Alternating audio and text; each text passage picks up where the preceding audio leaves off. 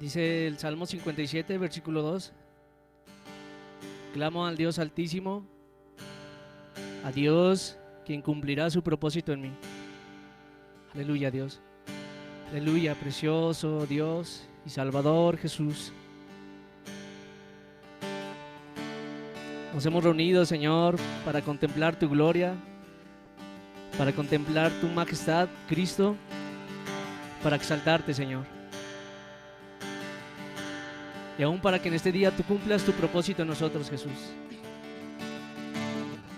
Gobierna en este tiempo, Señor, en el que tendremos comunión contigo.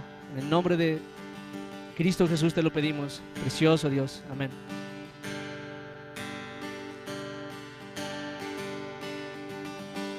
Jesús, tus hermanos te alabarán.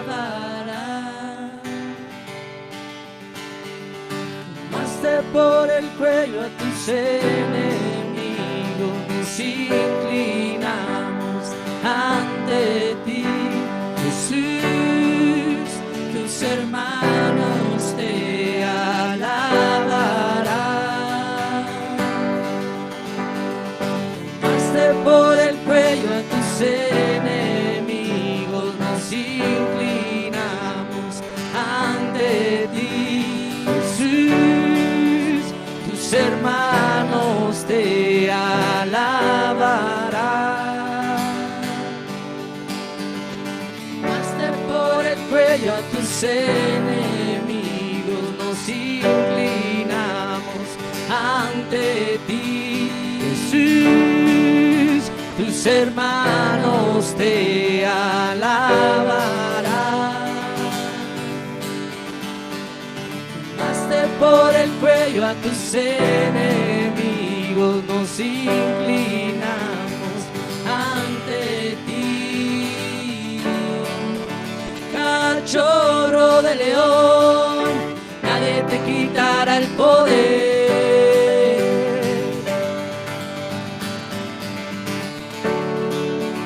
Cachorro de león, nadie te quitará el poder. El cetro está en tus manos, quien te despertará, nadie se atreverá.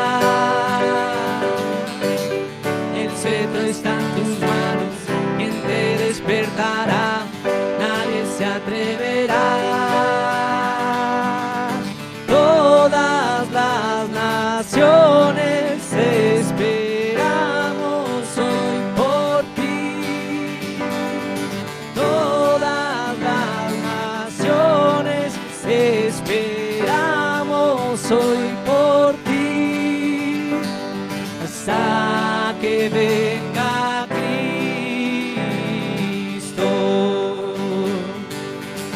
Oh, hasta que venga Cristo.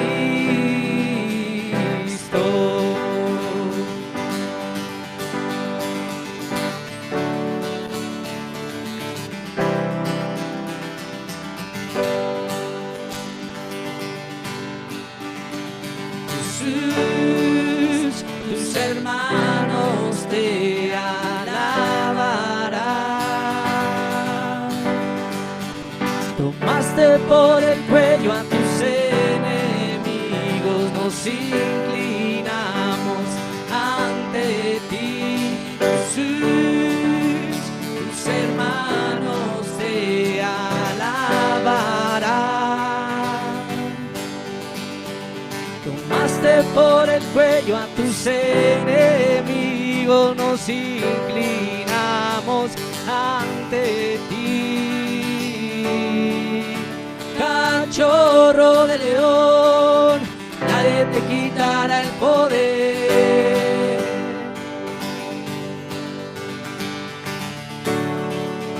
Cachorro de león, nadie te quitará el poder.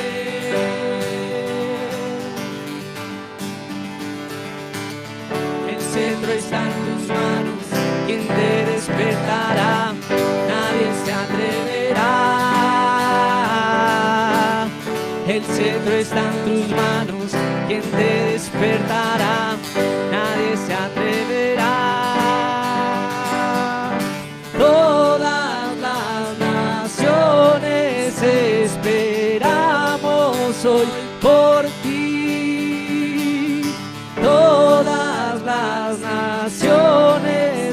esperamos hoy por ti. Todas las naciones esperamos hoy por ti, hasta que venga Cristo.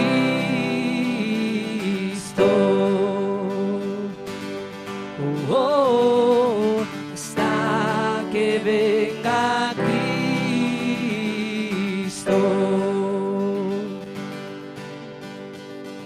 Jesús, tus hermanos te alabarán. Tomaste por el cuello a tus enemigos, nos inclinamos ante ti. Cachorro de león, nadie te quitará el poder.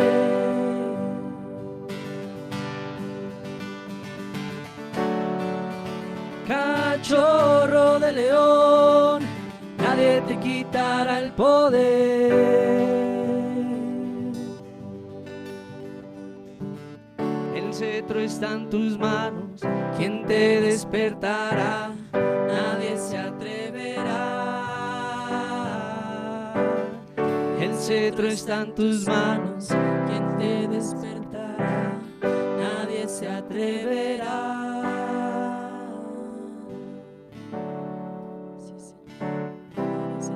Jesús. Amén, precioso Cristo. Amén, Jesús. Amén, Jesucristo. El Padre te dio toda la autoridad en los cielos y en la tierra, Señor.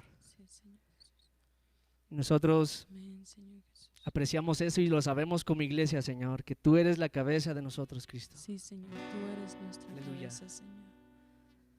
Aleluya, precioso Dios y Salvador Jesús.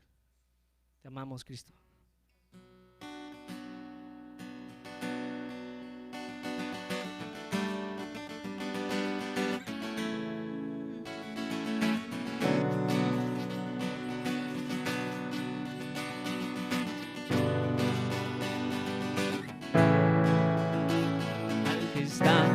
Sentado en el trono, el Cordero sea la gloria. Al que está sentado en el trono y al Cordero sea la gloria. Al que nos amó y con su sangre nos limpió. Toda la gloria, toda la gloria. Nos amó, con su sangre nos limpió. Toda la gloria, toda la honra.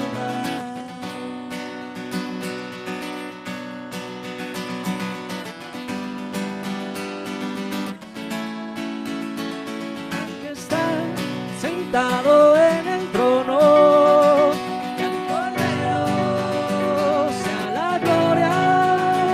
Al que está sentado en el trono y al Cordero sea la gloria. Al que nos amó y con su sangre nos limpió. Toda la gloria, toda la honra. Al que nos amó y con su sangre nos limpió. Toda la gloria, toda la honra. Gloria, honra y poder son para Él, son para Él. Gloria, honra y poder. Gloria, honra y poder son para Él, son para Él. Gloria, honra y poder. Gloria, honra y poder son para Él, son para Él. Gloria, honra y poder. Gloria, honra y poder son para Él, son para Él. Gloria, honra y poder. Gloria, honra y poder son para Él, son para Él. Gloria, honra y poder. Santo Señor, Santo Señor, Santo Señor.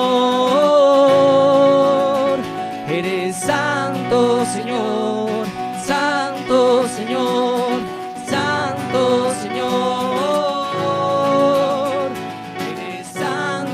Señor, Santo Señor, Santo Señor.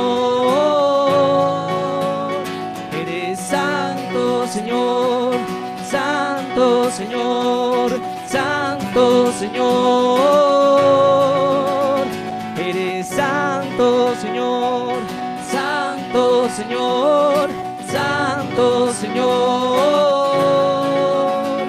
Eres Santo Señor, Santo Señor, Santo Señor. Santo Señor, Santo Señor, Santo Señor. Eres Santo Señor, Santo Señor, Santo Señor. Al que nos amó y con su sangre nos limpió, toda la gloria, toda la honra. Al que nos amó y con su sangre nos limpió, toda la gloria, toda la honra.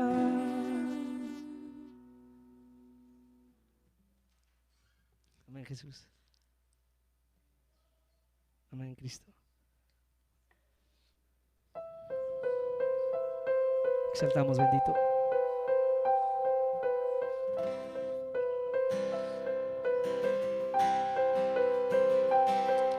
Preciosa sangre me ha perdonado, blanco como nieve ya soy. Borró mi vergüenza y mi maldad, su pacto renovándome está.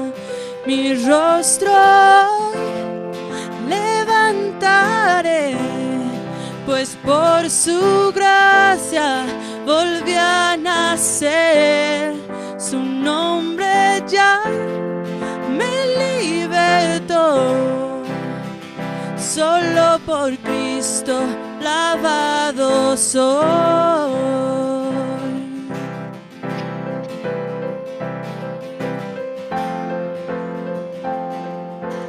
Purifícame en tu presencia, enséñame a gozo encontrar en la santidad que obtengo en ti. Todo lo restaura, Señor, mi rostro levantaré, pues por su gracia volví a nacer. Su nombre ya me libertó, solo por Cristo lavado soy.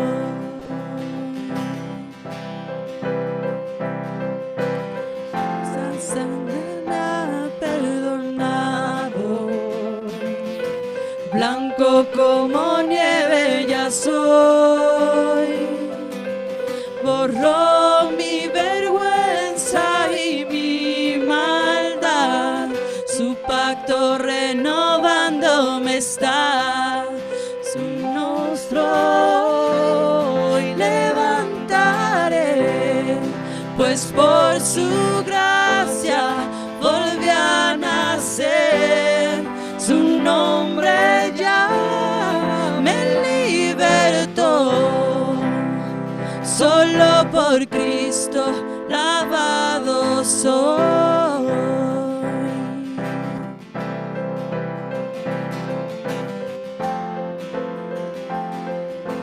Purifícame en tu presencia, enséñame a gozo encontrar en la santidad que obtengo en ti.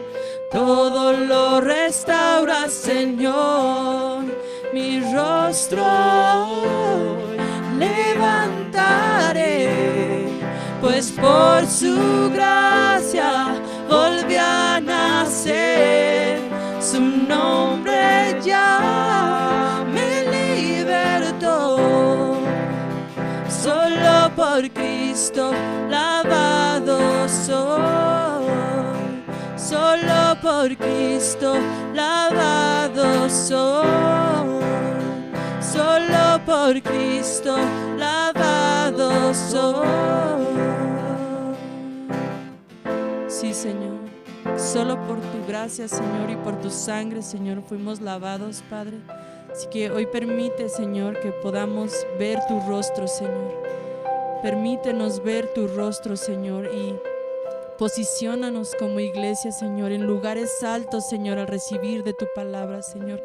Ahí es donde tú nos has colocado, Señor, junto con Cristo, Señor.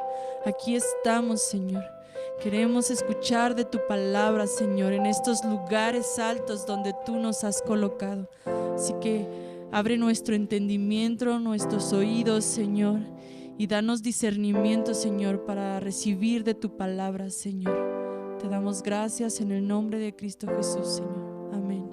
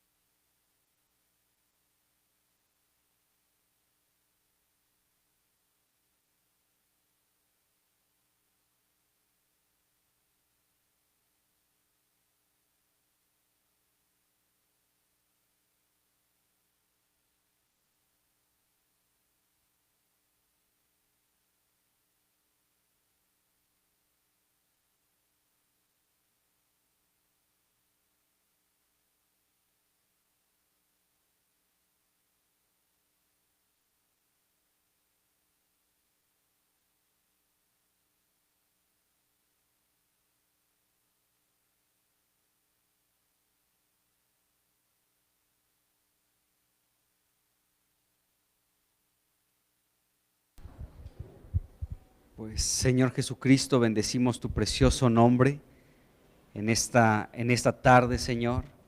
Gracias te damos, Señor, porque tú eres Jesucristo, el testigo fiel, el primogénito de los muertos, el soberano de los reyes de la tierra, el que nos amó y nos lavó de nuestros pecados con su sangre y nos has hecho reyes y sacerdotes para Dios, nuestro Padre. A ti sea la gloria y el imperio por los siglos de los siglos. Señor Jesús, tú que estás en medio, Señor, de los 7 candeleros de oro, Señor. Señor, te rogamos, Señor, que tu presencia esté aquí en medio nuestro, Señor, en esta reunión de iglesia. Pedimos tu ayuda, Señor, pedimos tu presencia, Señor, para que tú nos llenes, para que tú nos satures con tu presencia y con tu espíritu. Bendecimos tu precioso nombre, Señor. Hoy testifica de tu presencia en medio nuestro, Señor. Y toma tú el gobierno de este tiempo en el nombre de Jesucristo. Amén. Amén. Pues bienvenidos todos. Vamos a abrir nuestras Biblias en Primera de Samuel, capítulo 26, y vamos a leer el versículo del 21 al 25, que es la última parte de este capítulo 26. Hoy prácticamente terminamos con este capítulo 26 y vamos a leer estos versículos. Dice aquí, Primera de Samuel 26, del 21 al 25, dice: Entonces dijo Saúl: he pecado, vuélvete, hijo mío David, que ningún mal te haré más, porque mi vida ha sido estimada preciosa hoy a tus ojos. He aquí yo he hecho neciamente y he errado en gran manera. Y David respondió y dijo: he aquí la lanza del rey, pase acá uno de los criados y tómela. Y Jehová pague a cada uno su justicia y su lealtad, pues Jehová te había entregado hoy en mi mano, mas yo no quise extender mi mano contra el ungido de Jehová. Y he aquí, como tu vida ha sido estimada preciosa hoy a mis ojos, así sea mi vida a los ojos de Jehová, y me libre de toda aflicción. Y Saúl dijo a David: bendito eres tú, hijo mío David, sin duda emprenderás tú cosas grandes y prevalecerás. Entonces David se fue por su camino y Saúl se volvió a su casa. Pues bueno, estamos ya en la recta final de este capítulo y pues bueno, recuerden que aquí en el versículo 21 es Saúl el que comienza a hablar en relación a aquellas palabras que David le había hablado a Saúl. Recordemos que la última vez, pues David le hizo dos peticiones, dos peticiones a Saúl, ¿no? Que no fuera expulsado de la tierra, de la herencia de Jehová, y tampoco que le quitara la vida. Entonces, en relación a esto, pues Saúl vemos aquí que responde de la siguiente manera. Entonces, el versículo 21, podemos decir que en este versículo 21 encontramos prácticamente un resumen de la vida de Saúl, una síntesis, una mini biografía de Saúl, porque él mismo comienza, más bien es una autobiografía, porque él mismo comienza a hablar lo que leemos en este versículo 21. Así que vamos a leerlo nuevamente y veamos cómo esta es una biografía de Saúl. Dice aquí: entonces dijo Saúl: he pecado, vuélvete, hijo mío, David, que ningún mal te haré más.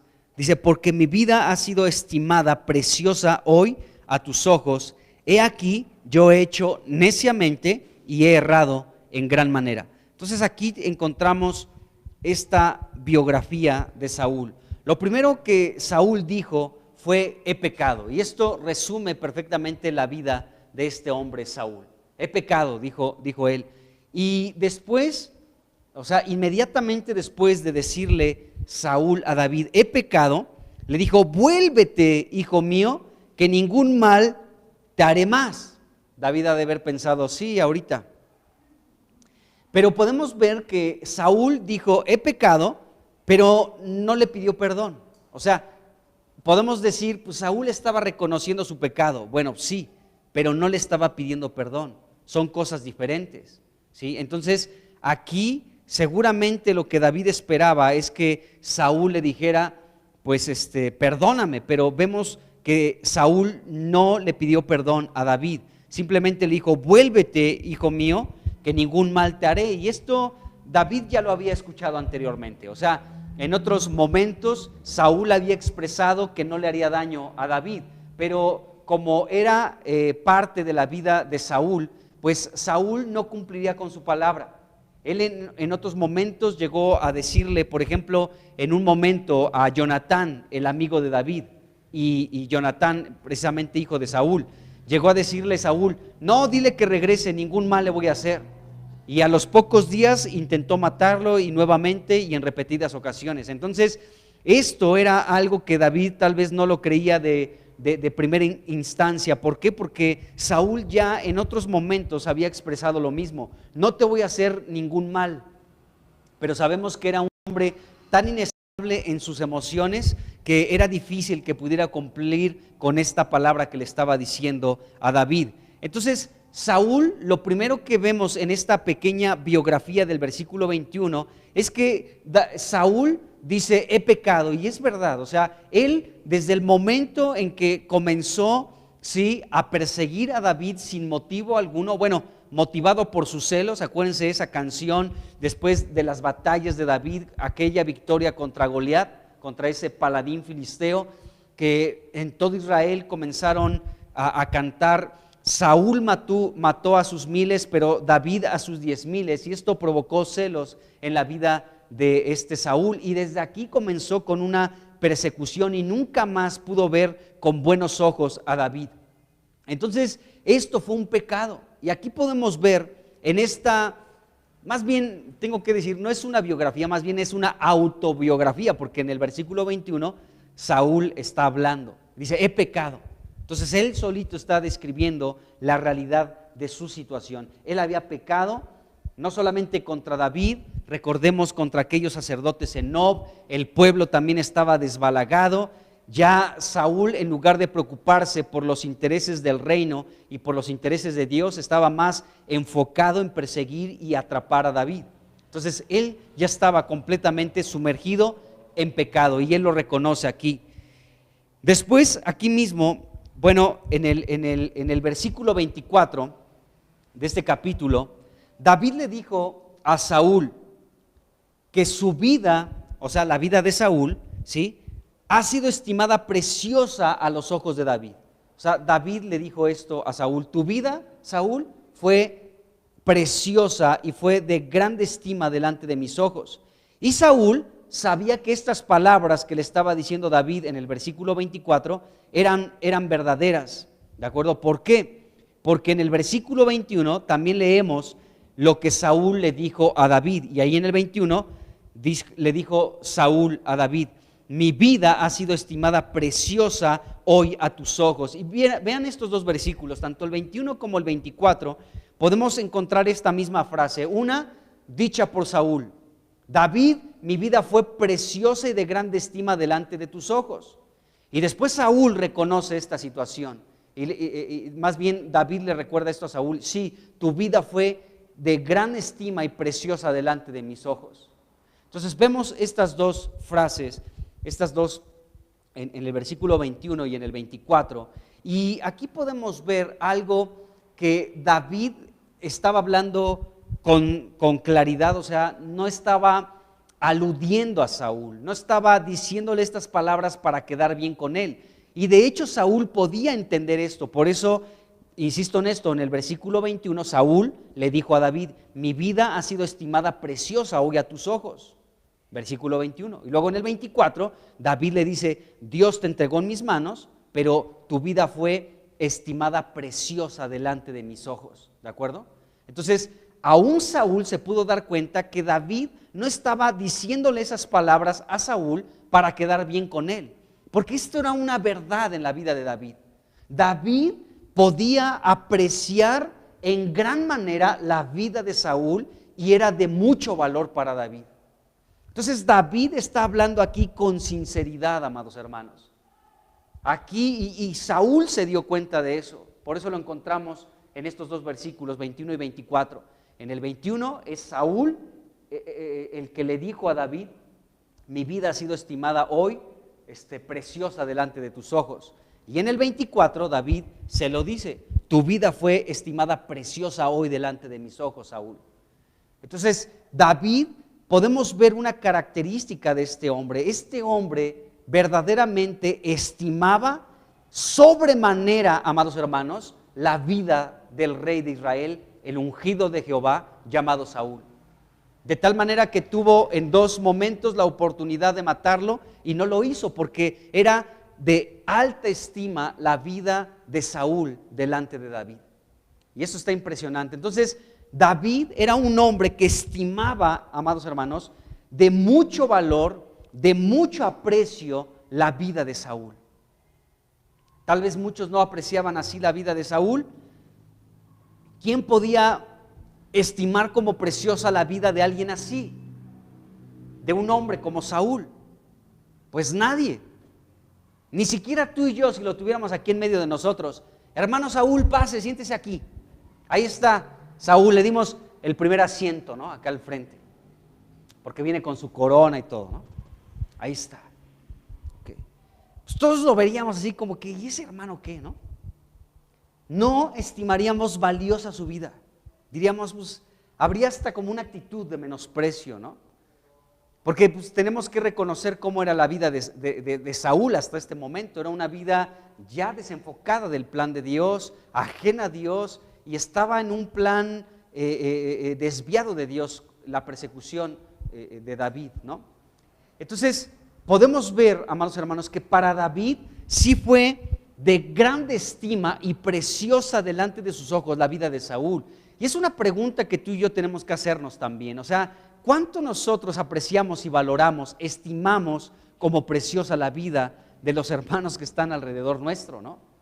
Algunos tal vez podemos decir: ay, pues este hermano como que no me cae muy bien, pero tenemos que ver la vida de David. David estimaba preciosa la vida de aquel que le perseguía, Saúl. Entonces, y pensemos ahora en nosotros, amados hermanos, porque tu vida y mi vida, si tú piensas en ti, puedes decir, híjole, de veras que, yo no sé si te ha pasado, que luego piensas en ti mismo y dices, híjole, o sea,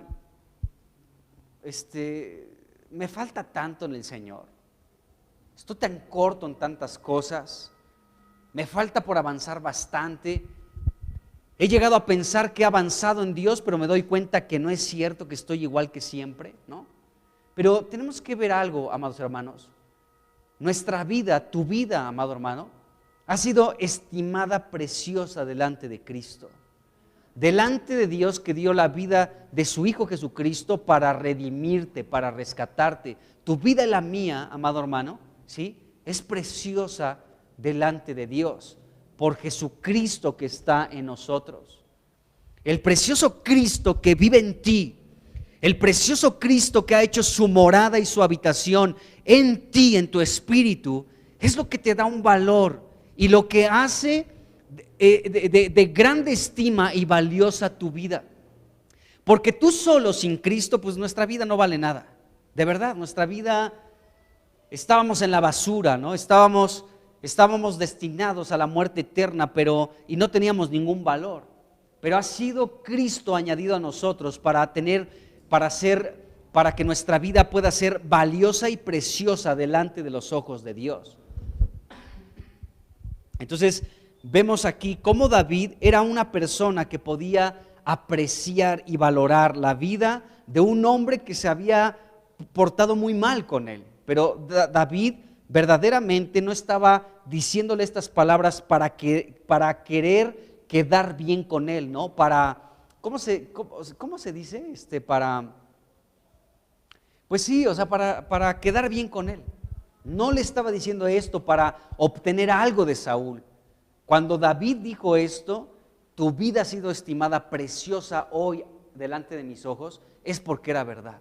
David estimaba preciosa la vida de Saúl. Entonces David consideraba a Saúl mayor que él. Decía, tú eres mayor que yo, Saúl.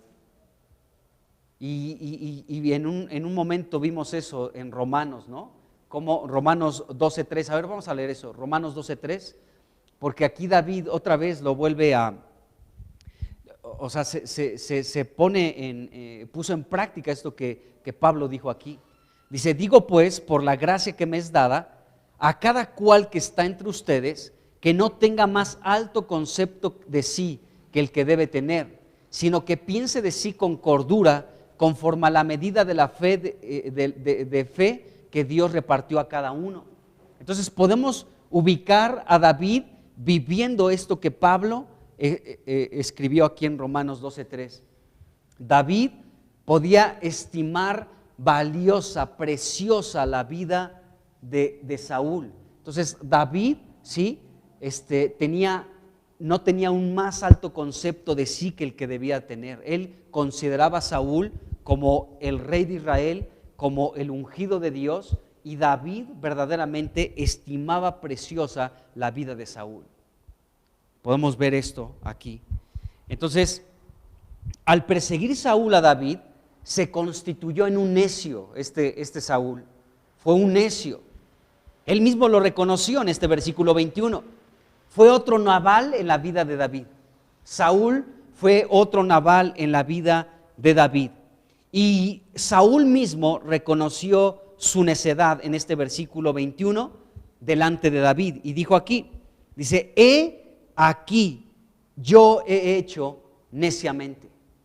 O sea, Saúl verdaderamente se había comportado como un Nabal en contra de la vida de David.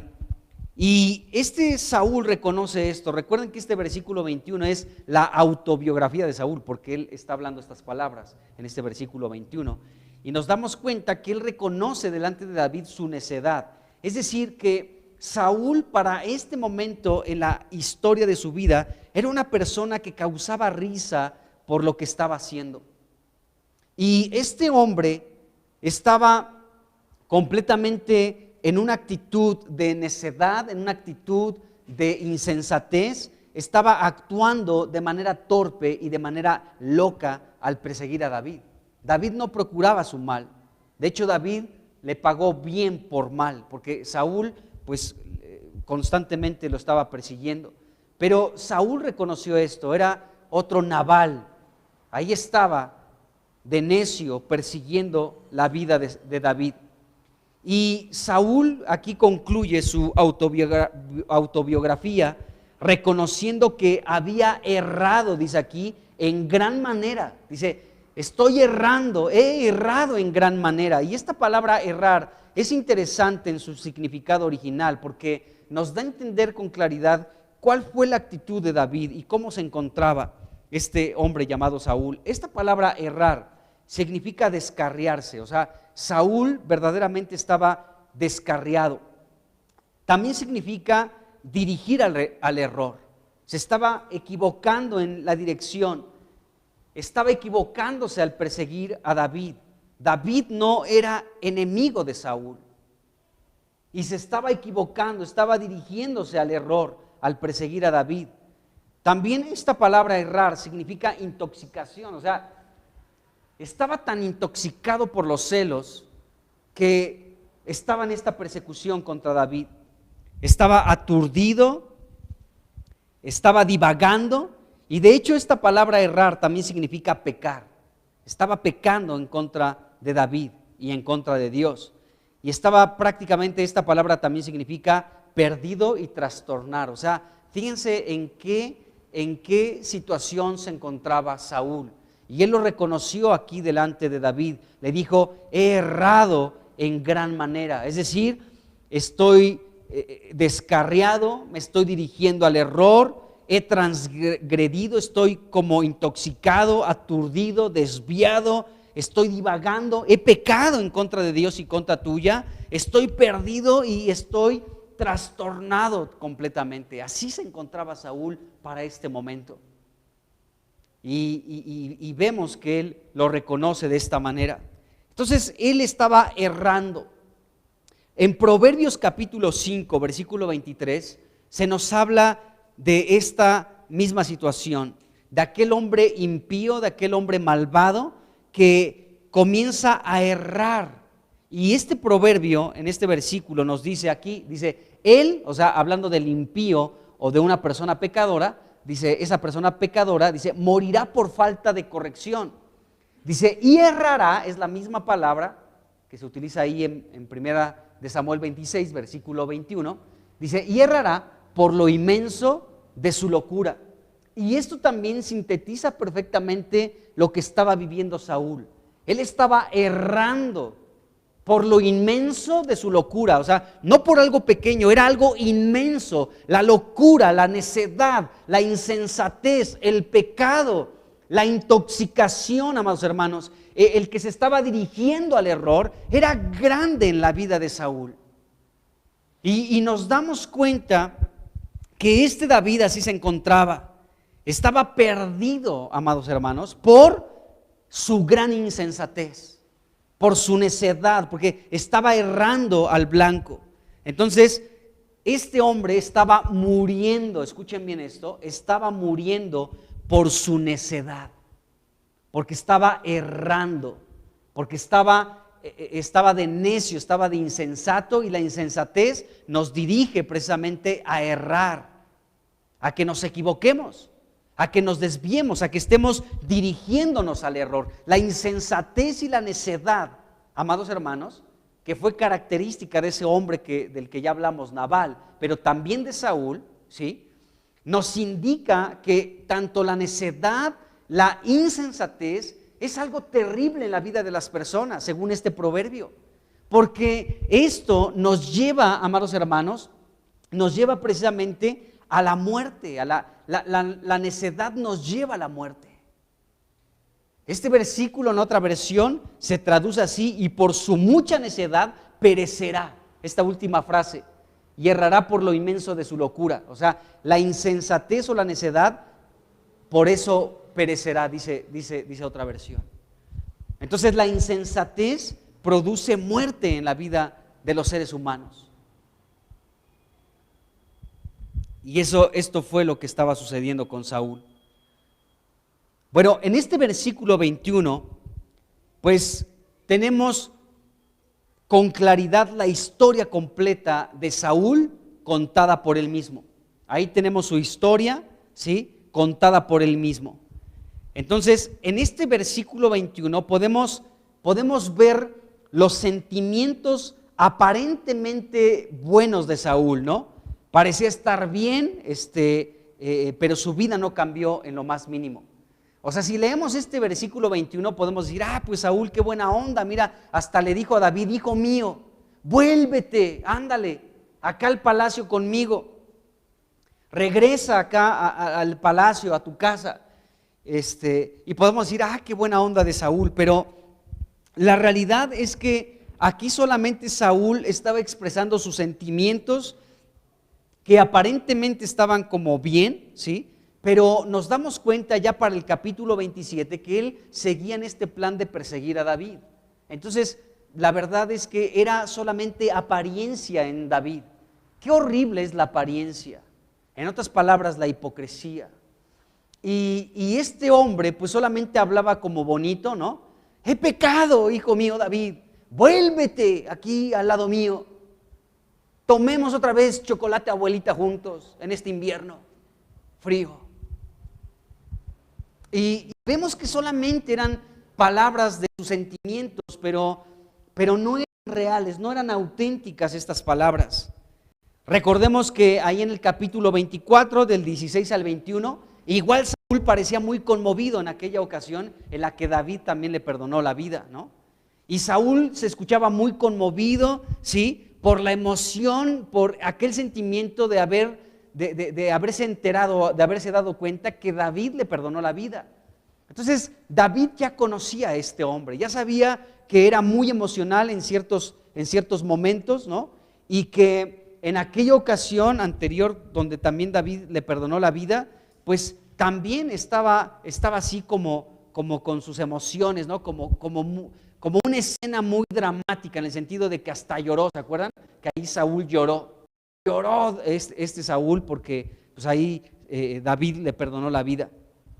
Pero a diferencia de aquella ocasión, en el capítulo 24, del 16 al 21, en este versículo 21 del capítulo 26, si se dan cuenta aquí, Saúl, sus palabras parecen frías, hasta mecánicas, ¿no? Como un robot. Buenos días, ¿no?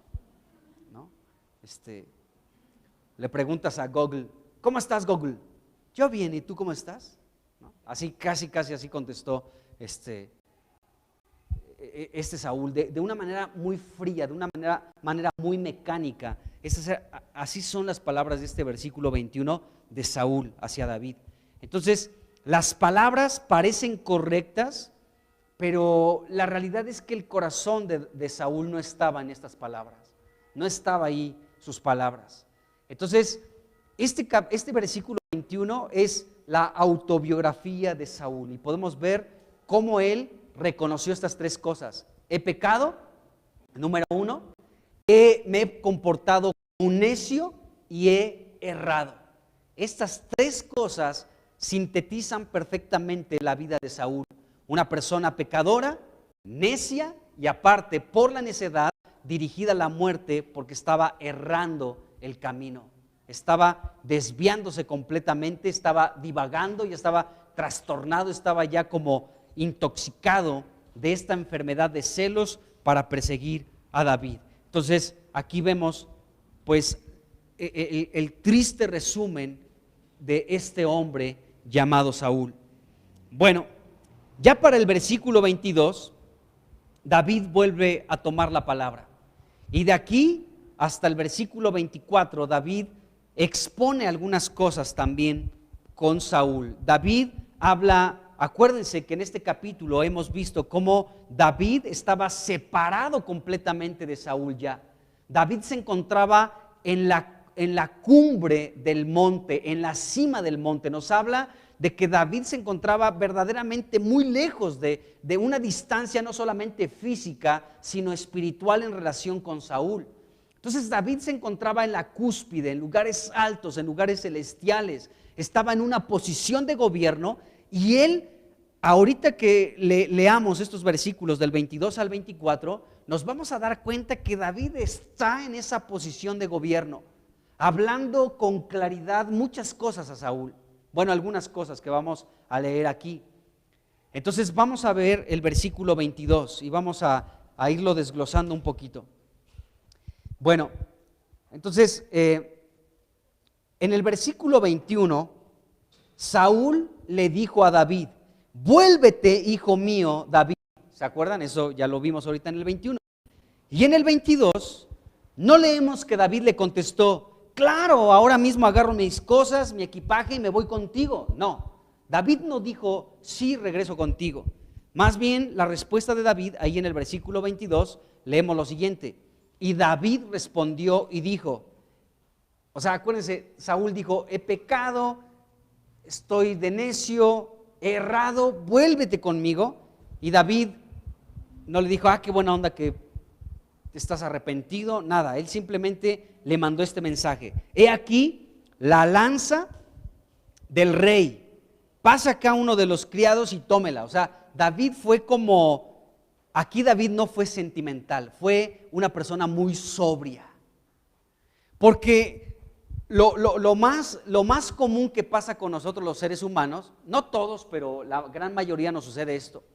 Cuando tú ves a una persona que está media quebrantada, como aquí Saúl en el versículo 21, donde dice: he pecado, estoy de necio, he errado, vuélvete, hijo mío David, pues rápido nuestro corazón se conmueve y decimos: ay, sí, Saúlito, ahí voy contigo otra vez para tocarte, para que cuando venga otra vez ese espíritu malo de parte de Dios, pues otra vez toque.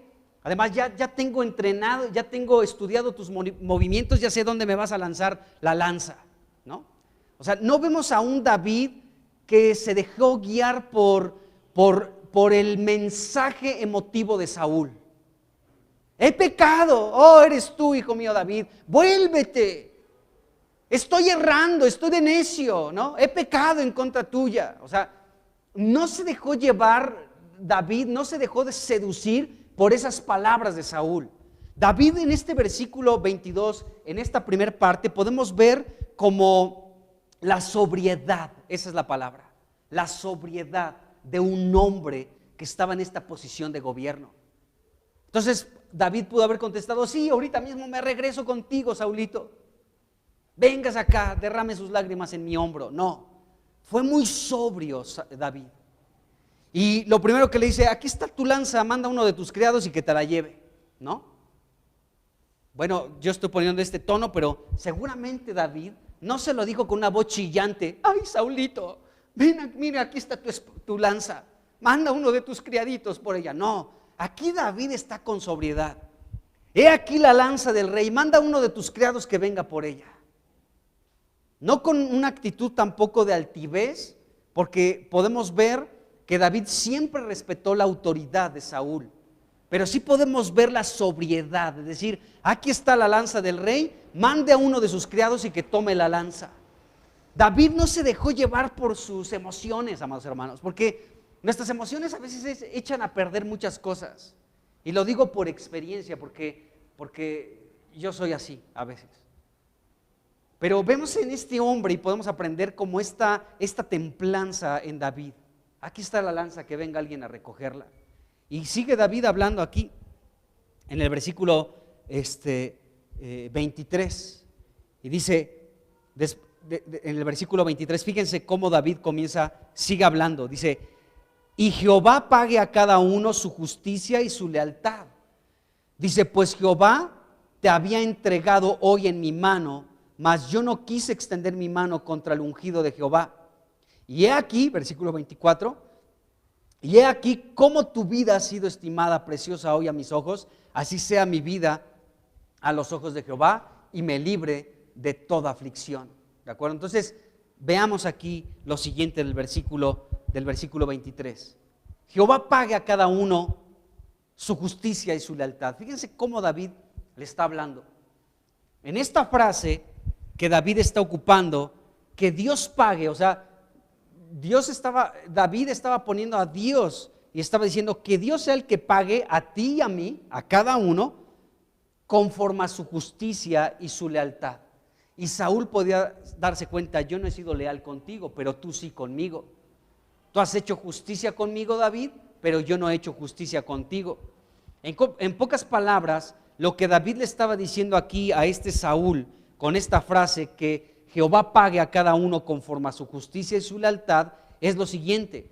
O sea, que Dios le pague a cada uno de nosotros la rectitud y la honradez que ha mostrado el uno para con el otro.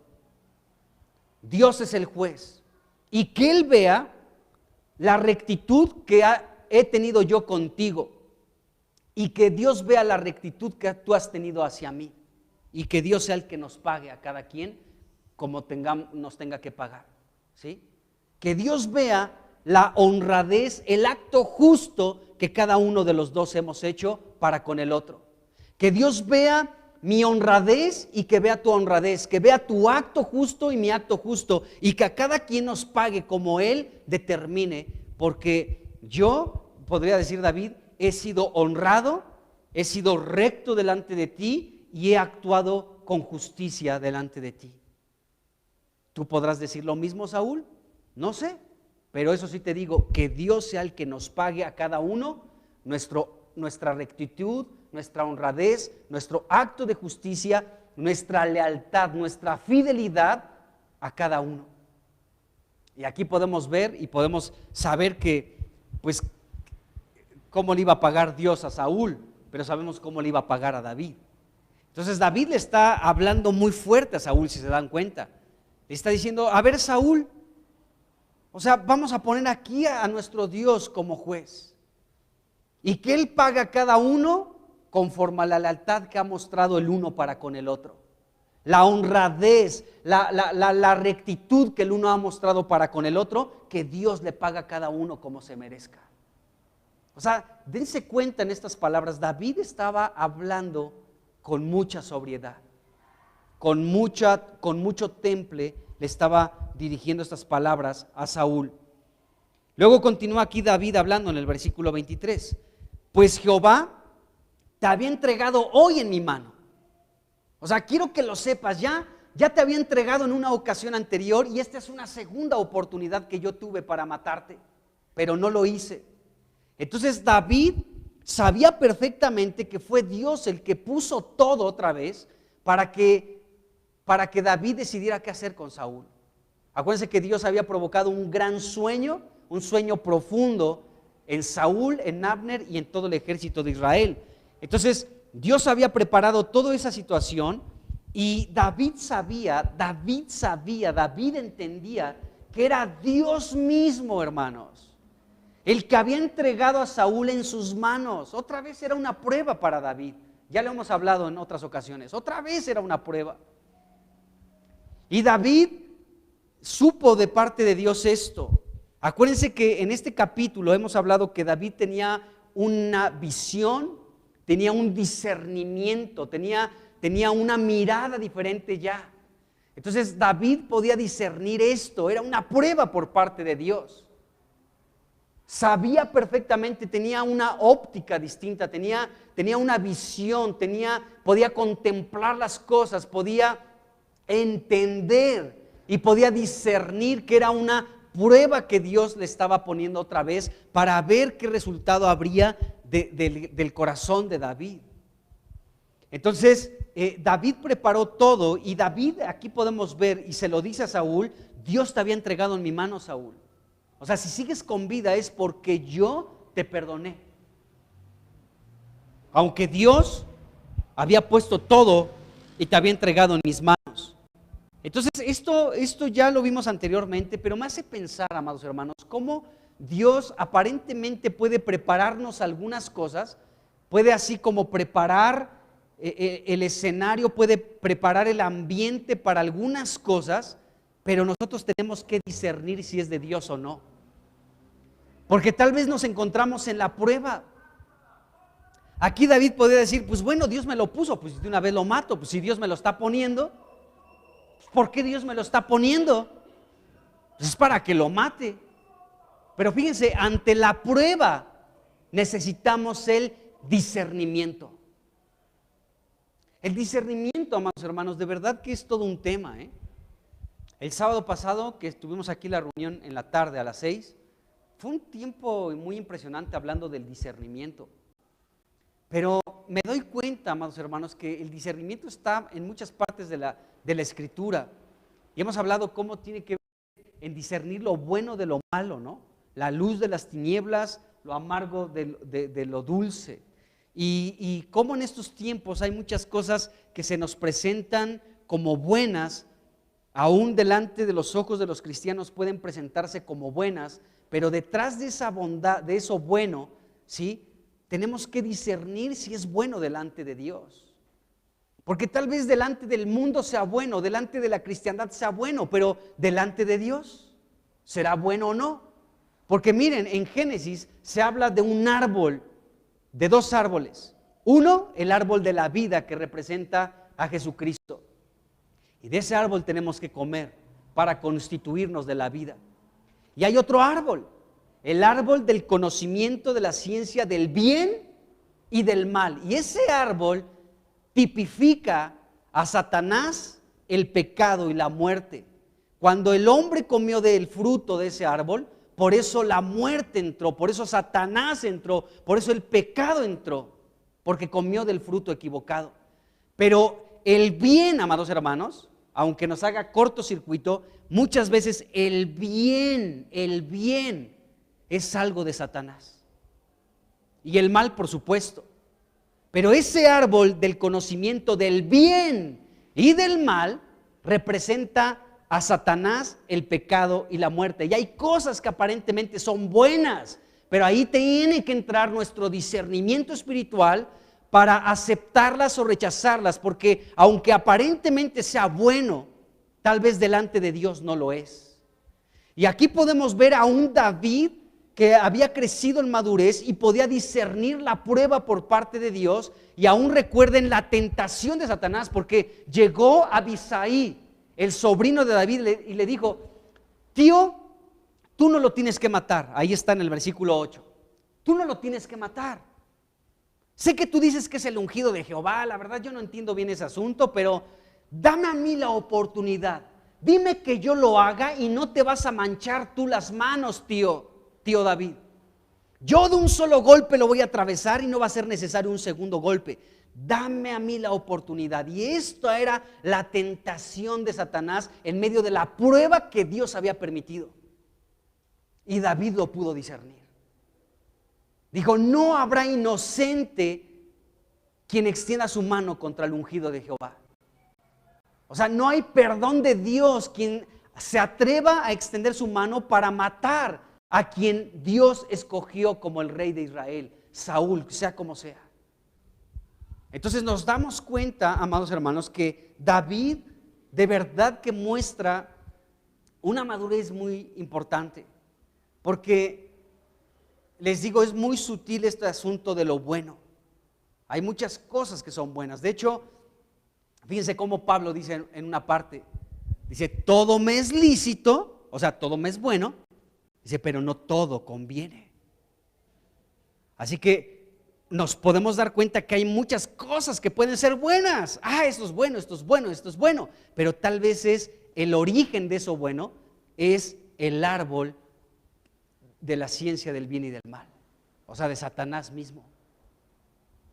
Entonces, pues está tremendo. Y en Hebreos también se dice algo que me ha sorprendido mucho hablando del discernimiento. Dice que la palabra de Dios es viva y eficaz y más cortante que toda espada de dos filos. Dice que penetra hasta partir el alma del espíritu, las coyunturas y los tuétanos. Y dice, y discierne los pensamientos y las intenciones del corazón. Eso significa que necesitamos estar apegados a la palabra de Dios, porque la palabra nos va a dar discernimiento para que cuando en este mundo y ya estamos pisando esos territorios, cuando a lo bueno se le diga malo y a lo amargo se le llame dulce y a la oscuridad se le llame luz, nosotros vamos a poder discernir que es todo lo contrario. Porque eso lo dijo Isaías, que a lo bueno iban a llamar malo y a lo malo bueno, A la luz tinieblas y a las tinieblas luz, a lo dulce amargo y a lo amargo dulce. Pero nosotros vamos a poder discernirlo con esta preciosa espada que es la palabra de Dios. Bueno, entonces David aquí está en este punto. Bueno, entonces David le dijo esto: pues Jehová te ha entregado hoy en mi mano. Y aquí ya hemos visto parte de esto. También David le continuó diciendo aquí a Saúl, dice: no quise extender mi mano contra el ungido de Jehová. O sea, Dios te había entregado hoy en mi mano, mas yo no quise extender mi mano contra el ungido de Jehová. Y David aprendió que es Dios, amados hermanos, que es Dios el que se encarga de los enemigos. En el versículo 9, David le dijo a su sobrino Abisai: ¿quién extenderá su mano contra el ungido de Jehová y será inocente? Es decir, ¿quién podrá quedar limpio, impune, libre, si se atreve a levantar la mano y matar al ungido de Dios?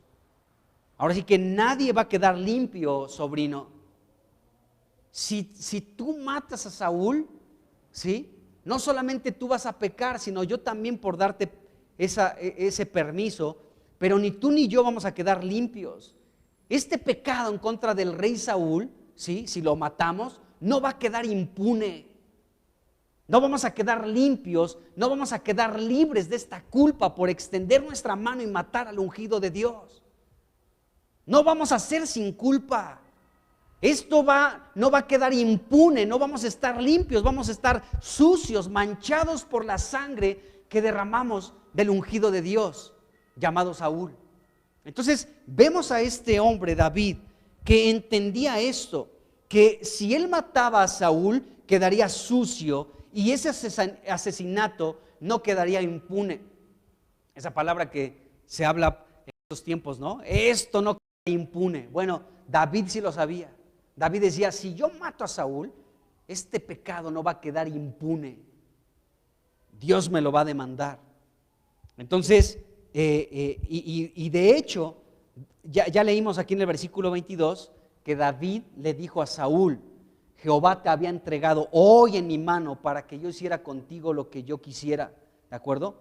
Pero aún hemos visto cómo David en el versículo 11 rogó a Dios para no extender su mano contra Saúl. Cuando ahí en el versículo 11 David le está diciendo a su sobrino Abisai: guárdame Jehová de extender mi mano contra el ungido de Jehová, entendemos que lo que David estaba diciendo ahí es: he rogado a Dios, le he pedido a Dios, aunque Él me está permitiendo que yo pueda extender mi mano contra Saúl y matarlo, le he rogado, le he pedido, he orado delante de Dios que no me permite extender mi mano contra el ungido de Dios. ¿Por qué? Porque fíjense, David aparte tenía este discernimiento porque oraba. Ahí lo vemos en el versículo 11. Era un hombre que oraba y le rogaba y le pedía a Dios: guárdame de extender mi mano contra el ungido de Jehová. Aquí lo tengo otra vez, y David pudo discernir que era Dios el que le había permitido que Saúl estuviera ahí dormido. Entonces, ¿qué lecciones encontramos en la Biblia? Y en el versículo 24 continúa David hablando y dice: he aquí, como tu vida ha sido estimada preciosa hoy a mis ojos. Eso es lo que les digo, David lo estaba diciendo auténticamente. O sea, no estaba fingiendo, no estaba diciéndole esto a Saúl para quedar bien con él. David lo decía porque era verdad en él. Él decía: tu vida ha sido estimada hoy preciosa delante de mis ojos, Saúl. Tu vida es valiosa. Bueno, David dijo: así como tu vida ha sido preciosa hoy a mis ojos, que así sea mi vida a los ojos de Jehová y me libre de toda aflicción. Entonces, esta frase que ocupa aquí David, así sea mi vida a los ojos de Jehová, nos indica que David quería cumplir el llamado de Dios para David. O sea, Dios, ¿por qué había llamado a David? Para que fuera el rey de Israel. Y cuando David dice que él deseaba que la vida de David fuera así preciosa y de grande estima delante de Dios, lo que entendemos aquí es que David lo que quería es que Dios cumpliera con este llamado de David, de que David pudiera llegar a ser el próximo rey en Israel. Pero también esta frase nos indica que David quería la bendición de Dios. O sea, que mi vida sea preciosa y de alta estima delante de Dios. No solamente quiero ser el rey de Israel, yo quiero que repose sobre mi vida esta bendición, que mi vida le sea de grande estima, valiosa, preciosa a Dios. Yo quiero que mi vida sea así. Yo creo que tú y yo también hemos pensado lo mismo. Señor, yo quiero que mi vida sea preciosa delante de ti. Ya hemos hablado esto hace un momento. Por Cristo nosotros, nuestra vida es de gran estima y preciosa delante de Dios. Pero David quería las dos cosas. Quería llegar a ser el rey de Israel, pero también quería que su vida fuera preciosa delante de los ojos de Dios. Quería esa bendición para él. Entonces, podemos ver que David se negó, amados hermanos, a llegar a ser el rey de Israel a través de un asesinato o de una rebeldía contra Saúl. David tenía la promesa de Dios: tú llegarás a ser el rey de esta nación. Y David, por supuesto, que quería alcanzar eso que Dios le había prometido, pero no tras un asesinato, no por un acto de rebeldía, ¿de acuerdo? Él sabía que Dios se encargaría de Saúl y que David llegaría al trono, pero también quería que esa bendición de que su vida fuera de alta estima y preciosa delante de los ojos de Dios. Entonces, David, sabemos que no llegó al trono de Israel después de haber asesinado a Saúl, ni de haberse rebelado en contra de él. David siempre fue leal, siempre fue honrado, siempre fue honesto, siempre vio por el bien de Saúl, siempre. Lo vemos. Entonces, David estaba, aquí podemos ver esto, él no traicionó al rey matándolo. Y finalmente, en el versículo 25 leemos, pues prácticamente la última vez que David y Saúl se vieron cara a cara. Este es el último momento en el que ellos se vieron. Y David, y bueno, aquí vemos que dice, y Saúl dijo a David, bendito eres tú, hijo mío David, sin duda emprenderás tú cosas grandes y prevalecerás. Aquí podemos ver que Saúl como que está reconociendo cosas en la vida de David, pero más, o sea, ya más bien aquí Saúl con esto que le está diciendo, bendito eres tú, hijo mío David, sin duda emprenderás tú cosas grandes y prevalecerás. Ya era como, no sé, como palabras igual, porque sabía que la realidad es que él ya estaba perdido, que él ya estaba en el fracaso y que David iba hacia adelante al cumplimiento de aquella promesa de Dios de que David sería el próximo en ocupar el reino. Entonces, bueno, y después de esto, dice aquí este versículo 25, termina diciendo, entonces David se fue por su camino y Saúl se volvió a su lugar. Y aquí entendemos algo que es importante. Cuando en este versículo se dice que Saúl se volvió a su casa, no significa que ya llegó y agarró su caballo y le dijo a todos sus 300 soldados selectos, vámonos todos a casa a descansar. Les doy 15 días que descansen. Y ya llegó Saúl y se quitó sus guaraches y se puso cómodo y ya, no. Cuando aquí la Biblia nos dice que Saúl se volvió a su casa, no significa que regresó a su casa de manera literal, sino que se nos está indicando aquí que este Saúl continuó con esta persecución contra David, y eso lo vemos en el capítulo 27. Cuando David se fue a refugiar a Gat otra vez, con los filisteos, con el rey Aquis, esto ya en el capítulo 27, nos damos cuenta que cuando Saúl se enteró de esto, de que David se encontraba con los filisteos en su territorio, en Gat, ¿sí? Pues entonces hasta ese momento Saúl desistió de esta persecución. Por tal motivo nos damos cuenta que lo que le dijo en el capítulo 26 de he pecado, he errado y lo que tú quieras y vuélvete, hijo mío David, eran solamente palabras emocionales, pero no había sinceridad ni verdad en las palabras de Saúl. Fíjense, vamos rápidamente al capítulo 27. Y dice aquí, versículo 3 y 4. Dice, y moró David con Aquis en Gat, él y sus hombres, cada uno con su familia. David con sus 2 mujeres, Ahinoam, jezreelita, y Abigail, la que fue mujer de Nabal, el de Carmel. Dice, y vino a Saúl la nueva de que David había huido a Gat y no lo buscó más. O sea, esto significa que Saúl seguía persiguiendo a David, pero cuando David tomó la decisión de salir del lugar de su herencia, de la tierra de Israel, y dirigirse a Gat, en ese momento, Saúl dejó de perseguirlo. Ya hablaremos del capítulo 27. Pero bueno, entonces Saúl siguió con la persecución en contra de David. Saúl, ya leímos en el versículo 21, invitó a David a regresar. Vuélvete, hijo mío, David, le dijo Saúl a David. Pero David no aceptó la invitación. ¿Por qué? Porque conocía a Saúl. Cuando David se fue por su camino, dice aquí el versículo 25, y David se volvió a su lugar. David pues se enfrentó a una situación pues muy complicada, de lo que ya hablamos anteriormente del versículo 19. Del versículo 19, donde David se vio tentado a abandonar su heredad, la heredad de Jehová, o sea, la tierra de Israel por completo, y vivir, en este caso, con los filisteos, que eran el pueblo enemigo de Dios.